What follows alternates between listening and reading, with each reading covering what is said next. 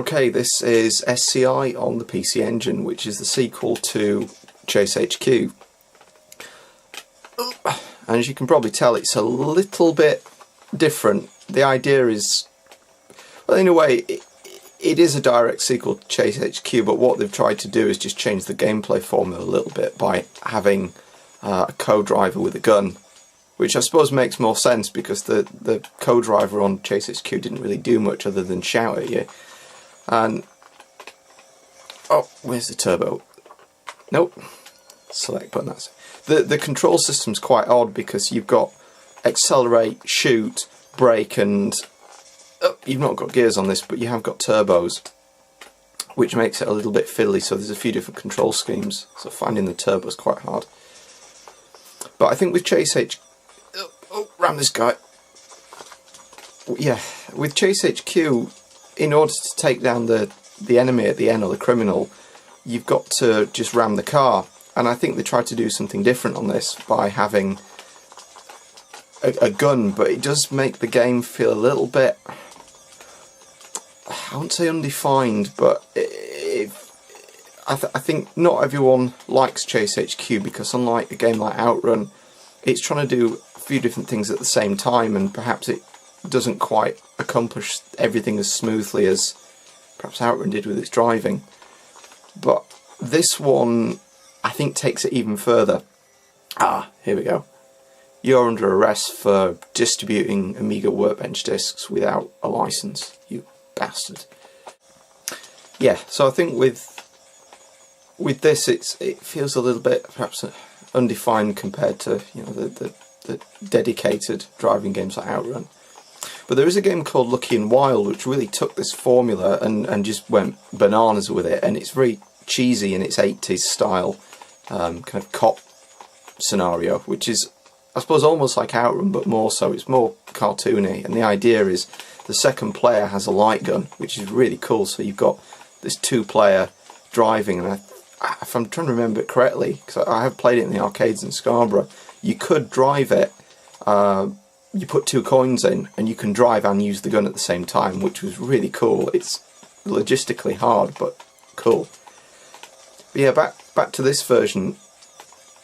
I haven't played S.C.I. on the arcade, so I haven't really got anything to compare it against, but I think the only thing I can is the Saturn version, which is fairly close. At least Chase HQ was very close to the arcade version, so I'll just assume that the S.C.I.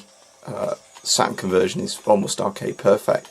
And this isn't far off. I think Chase HQ was a really good... I've got him. Oh, I don't know what he's been doing. Something bad.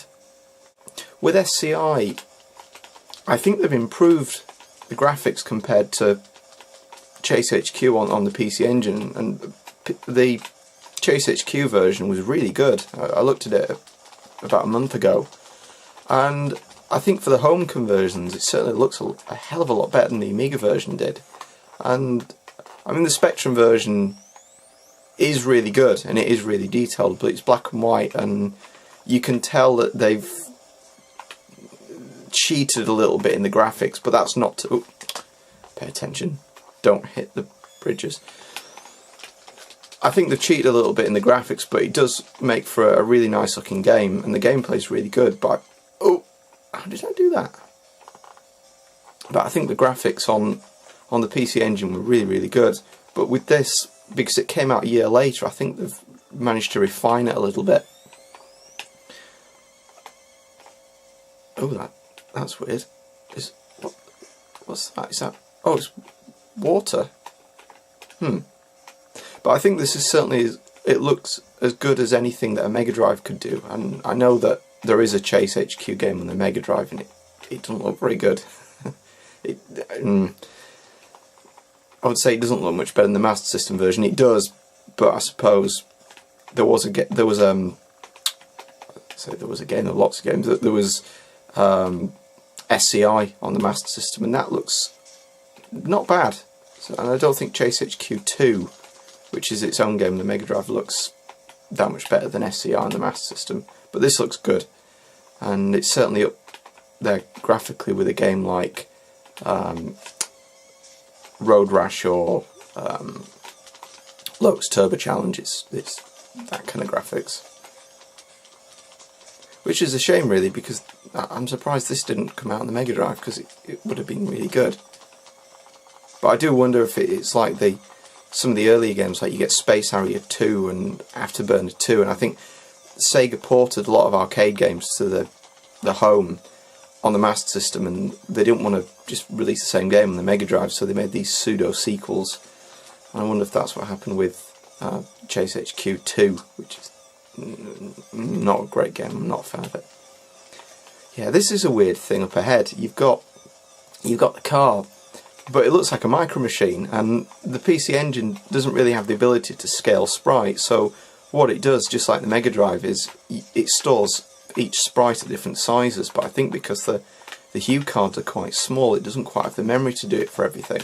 So the car kind of pops out from being full size to being this little Micro Machine, which is really weird. I think I'd accept that for just the standard traffic, but for the enemy I'm not sure. Okay, I think I'll leave it there, and I've been quite... No, that's not good. I've been quite impressed with both Chase HQ...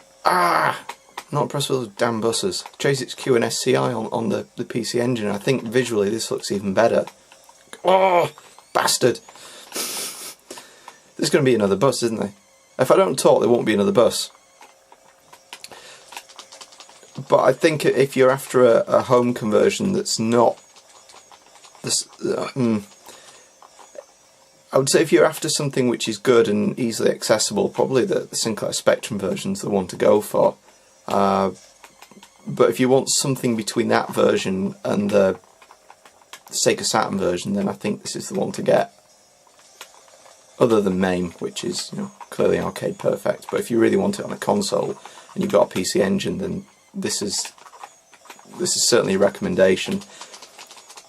I'm torn a little bit because I like the visual style on this a little bit more than the Chase HQ port, because it's a bit smoother and I think it's a little bit more detailed, but I prefer Chase HQ as a game rather than this. This feels a little bit